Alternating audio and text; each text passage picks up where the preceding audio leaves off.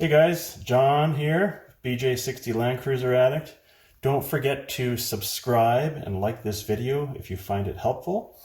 So I just wanted to film a quick video on how to replace the power steering idler pulley bearing. If you look at the photo of the bracket, you're basically going to remove the pulley from that bracket by removing this nut. That's what holds this whole assembly together. Obviously, you're going to have to loosen the tension on the belt first and remove the belt. So once you have this assembly, the bearing will be in here.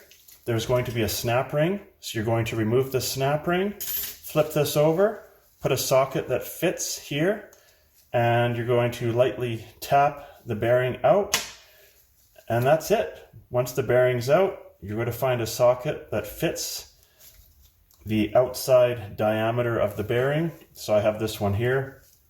It basically fits the outside nicely. You will then tap it back in with your socket, put your snap ring back on, put your cover back on, and put your nut back on and install it on the vehicle. Anyways, I hope you found it helpful. Once again, please don't forget to subscribe and like the video if you found it helpful, and we'll catch you in the next video.